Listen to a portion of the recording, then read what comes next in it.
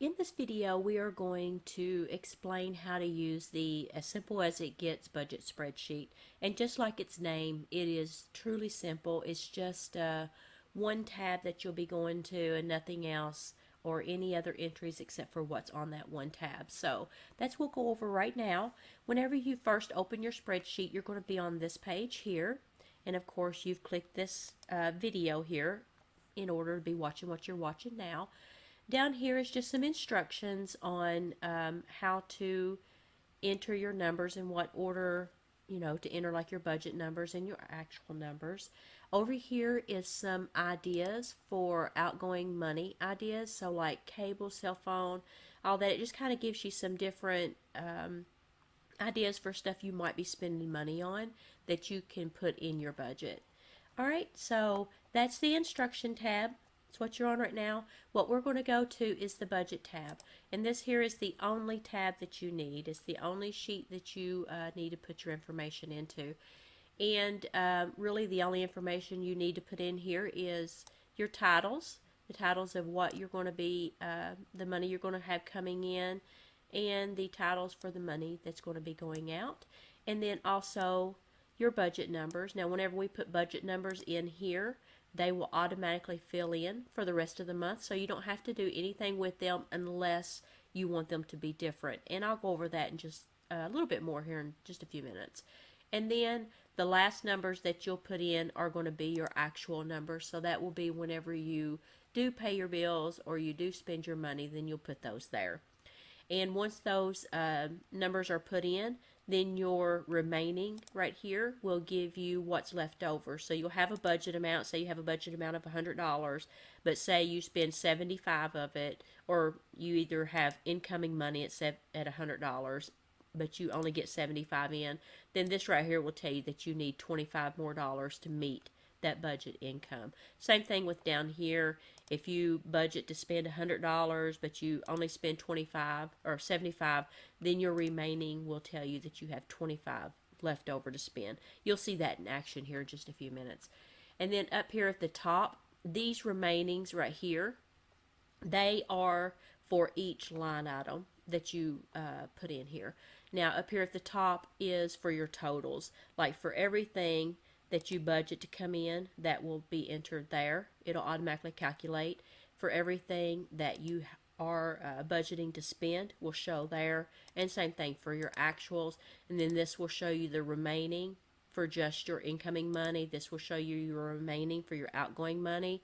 And then this right here will let you know what you have left over. So if you're wanting to do this on a zero-based budget, this would be a good thing to look at to see how close you are to being zero. Or if you are having money to come in and you're also spending, but then you end up budgeting too much to spend, then this is going to be a negative number, so that'll tell you need to adjust your outgoing money section. Now if you go all the way over to the right to the end here, you'll see that there are also totals. These totals will give you the total budget for the entire year, your total actual for the entire year, and your remaining for each line. And then right up here gives you your total budget, your total actual, and your remaining for the entire group. All right, so we'll just put some numbers in so you can see it in action and make a little bit more sense for you. So as far as incoming money goes, now, of course, this is going to be like, your work, any side hustles you might do, anything like that. Now, you can do these monthly or you can do them weekly. Like, for instance, say for work and you wanted to do it monthly, then you'll have to decide how much money you're going to get in each month. Now, if you get paid weekly, some months has 4 weeks in them, some months have 5 weeks in them. So if you get paid like on Fridays and you get paid, let's say $500, then you're going to want to do $500 times 4 or $500 times 5, depending on how many Fridays is in that month. So you can put for your budget, if you want to do this monthly, you can say January has 4 weeks in it and you get paid $500, so that would be $2,000.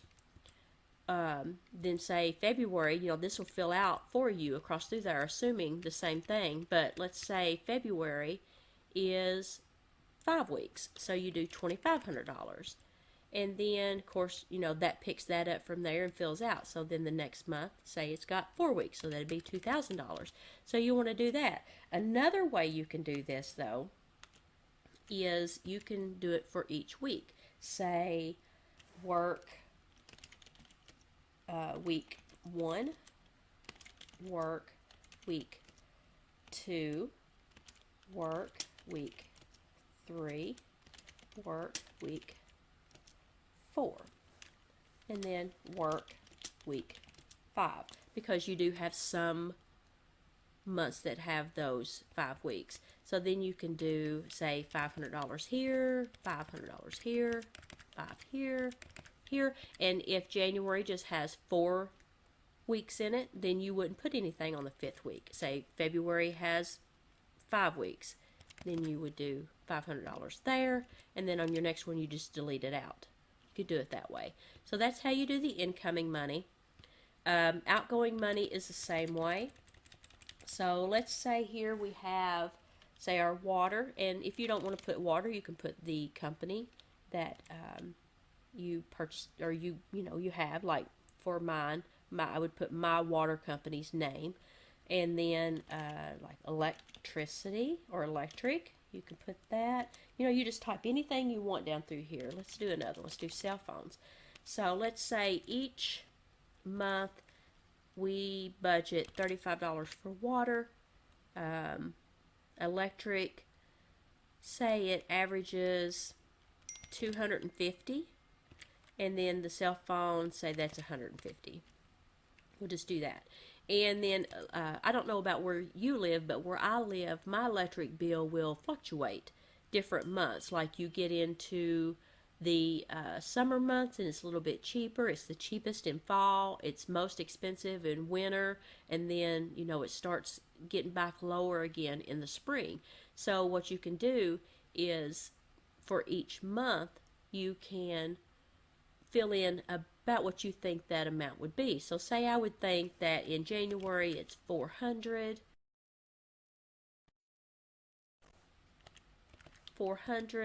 and then say February it goes down to 350, and then March say 300, and then April 250, and and so forth and so on. You just go through there and you fill in those numbers you think each month was pan out for you.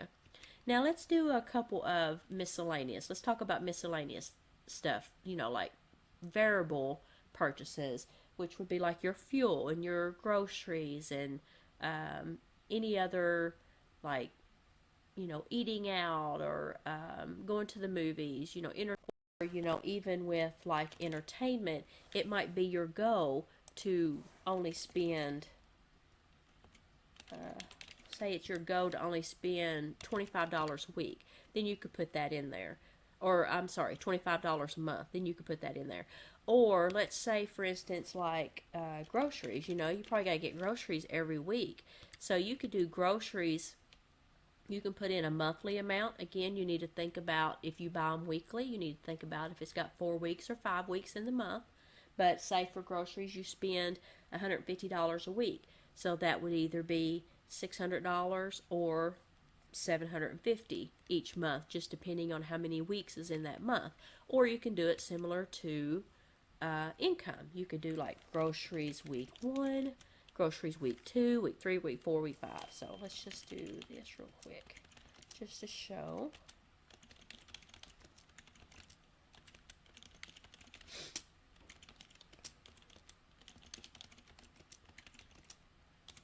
All right. And then say it's $150. So 150, 150, 150, and then say January just has 4 weeks, so we'll leave that one blank. February has 5, March has 4, so we take that out. And you can do the same thing with groceries. You can do the same thing with fuel. There is plenty of space down through here. I made plenty of lines down through here so that you can have room to be able to put these weekly amounts if that's what you prefer to do. So we've got those in there. Now let's go back and let's say our we got our budget numbers all filled in. So that tells us up here at the top for the month of January, we have $790 left over. That's what you got left over to be able to budget, put into savings, help whatever it is you want to do with it. February, you got 1,190. March, you got 890. And it calculates that out for you each month, so you can kind of quickly go through here and be able to see if you need to like back off on something, or if you are wanting to save up for like a vacation or something like that, then you could put more money into that during certain months, so that you'll be able to quickly see that. And if you go over here to the end on your budget, you'll see that for the year of incoming money, you have $24,500, outgoing $13,170, and you have $11,330 left over for your budget section of it. All right, so let's go back and put in some actual numbers. Say we get our paychecks each week, and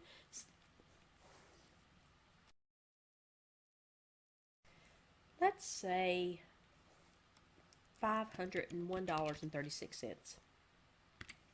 For your second week, of course, you probably fill these out as you get them, or you can do it, you could do it weekly, you could do it monthly, however you want to fill them out. Let's say the next week you get $496.74, 500.36, 502.94. We'll do that. Let's go down here to our outgoing. Say our water bill is actually $34.79. Say our electric was $396.44. Cell phone $152.94. Entertainment. So we stuck to our $25 budget, but it took us a penny over. And then groceries, let's just say we ended up spending, throw in some numbers here. I'm just kind of, didn't write any of this down, so I'm just kind of going as on the fly. Okay, so we'll just do this first month. And if you go up here at the top, it'll give you your totals. And it'll tell you that for your total income, you had 2001. Your total outgoing, $1,203, with the $798 left over. You'll see for between your budget and your actual, you actually received $1.40 more than what you thought you would, or what you budgeted. And then you still have $6.63 remaining to spend.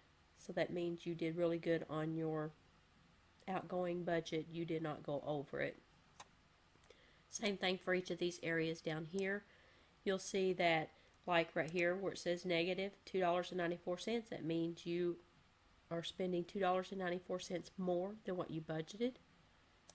This one here with the negative 0.01 is a penny. And this one with $10.85 negative, that means you spent $10.85 more.